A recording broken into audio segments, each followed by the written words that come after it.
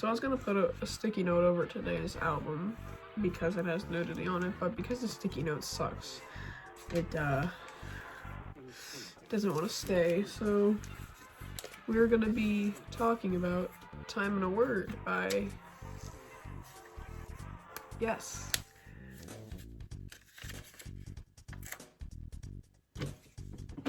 I don't know if I can have nudity on YouTube, so I'm just gonna have to censor this just in case.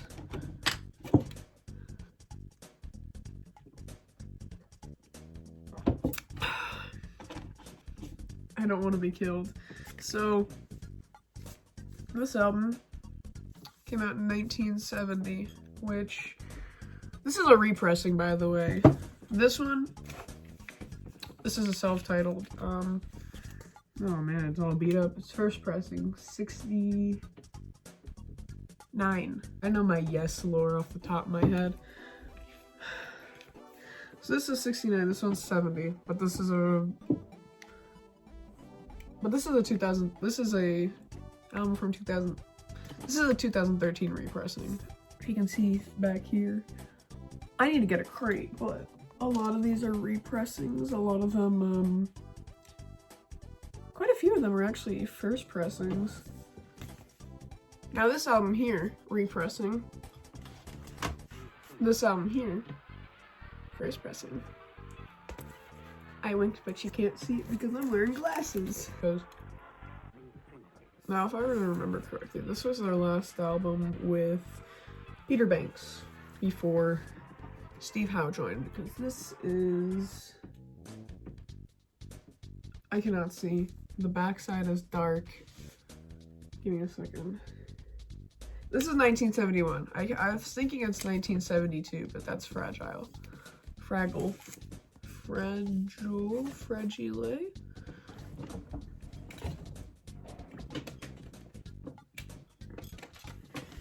Fragile. This one I'm pretty sure is a first pressing. There's this record store a couple towns away. It's where I've gotten a lot of my stuff. That's where I've gotten a majority of like Primus. That's where I got Love Beach. But that's where I got the Yes album, and that's where I got the Yes self-titled album. Both owned by a girl named Susan Muth. Susan, if you're watching this, you're probably not. I'm sorry, I butchered your name. They had 3 Yes records at that store. I've only bought 2. I think the other one was Yesterday's, but yeah, right up here it says Susan Muth. And it says it on the vinyl too. Both vinyl, I believe.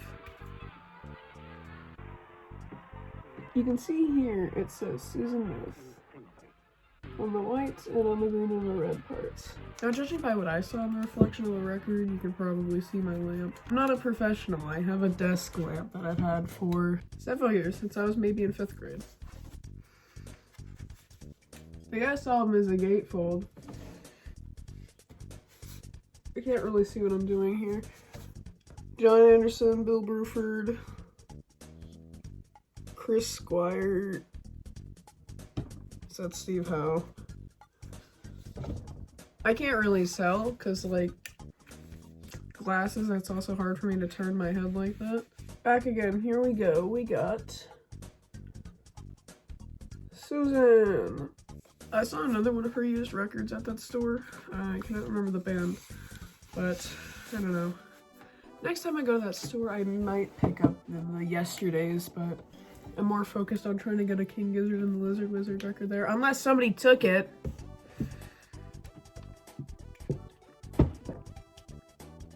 If somebody took it, I won't be happy. So what am I talking about? Time in a Word. Let's get on to this. Side 1 starts with a cover of a song called No Opportunity Necessary, No Experience Needed. That's my favorite Yes song. And it's a cover of Richie Havens, and I call it a 10 out of 10 album starter. Just marvelous, amazing music video, great. This album carries with it 2 covers. And it's got Every Days, which is a cover of a Stephen Stills song. What compelled me to make this video today was that I woke up around 9, 10-ish, and I had a Yes song stuck in my head, and it was a Beatles cover. It was Every Little Thing. And I've been kind of angry ever since, because I don't like the Beatles. It's a good cover, I just don't like the Beatles. I think a tack out of my Geddy Lee poster right here just fell onto the ground. And anytime I set my milk down, it shakes my camera. Side 1 has no opportunity necessary, no experience needed, then Every Days and Sweet Dreams. And Every Days also has a great music video. Very fun, the boys get chased by nuns. Side 2 has The Prophet, Clear Days, Astral Traveler, and Time and a Word. And I love Yes, they're my 4th favorite band. But this album's kind of forgettable in their discography. Because when you think of Yes, you're going to be thinking of like Owner of a Lonely Heart, Roundabout, anything off of 90125. And I think it's kind of sad because they have other gold than just Roundabout or Owner of a Lonely Heart. Also, Owner of a Lonely Heart has a terrible music video and you can't tell me otherwise. Anyways, this album, 10 out of 10. My second favorite Yes album. My favorite is the Yes album. And by the way, heads up, to all the people that live in my town, you can go on down to Town Pump. If you can buy yourself a Yes CD for $6.99. They only have one copy of Fragile left, because I bought Fragile and I also bought another copy of Close to the Edge.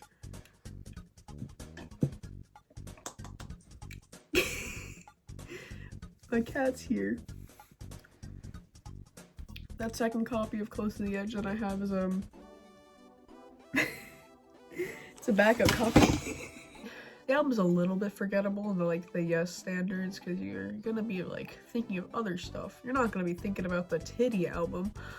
But when I first heard this album, I kind of fell in love with it. Because you've got the eccentric opener that is no opportunity necessary, no experience needed. Now it's a repressing, yes.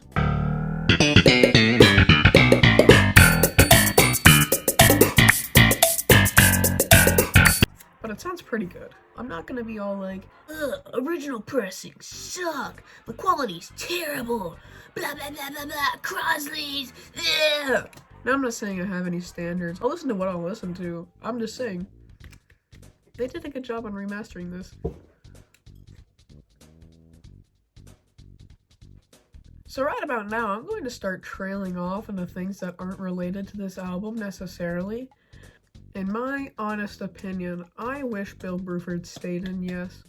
Sure, he was a great drummer for King Crimson, Genesis, UK, Bruford, Earthworks, basically everything he did. He's my second favorite drummer. But it would have been cool if he stayed past Close to the Edge. Like, I get it. He didn't want to deal with Chris, he didn't like where they were going, but still, he was a great drummer. Now you know me, when I get into a band, I get into a band, and I tend to listen to their solo projects.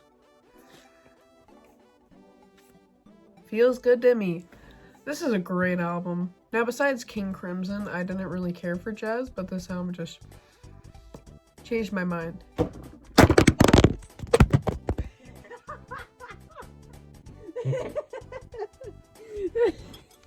Now back onto this album. I would personally give it a 8 out of 10. It's not like Love Beach, where I'd give it a 10 out of 10 if the lyrics didn't make me feel gross. It's just, it's Yes. It's good Yes. It's just not my favorite Yes. But Bill Bruford's still drumming on it, so I think my only complaint about this album is that it's just, what's the word I'm looking for? Lackluster? I think that's a word. I think that's the one I'm looking for. Like, it's not as exciting as other Yes albums, like,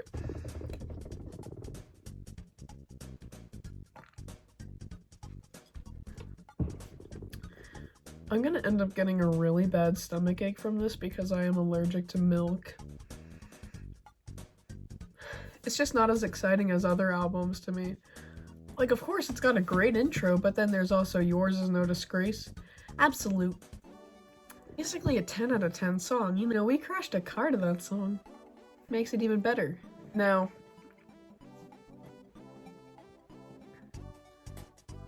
but to give my honest opinions here, Yes knows how to make an entrance. Yours Is No Disgrace, Roundabout, No Opportunity Necessary, No Experience Needed. A+. So my final thoughts are, it's a good album. Yes is an amazing band and you should check them out, and I'm very bad at these.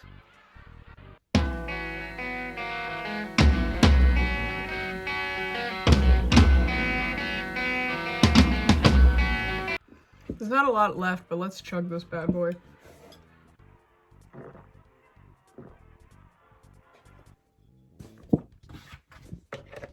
I'm gonna die.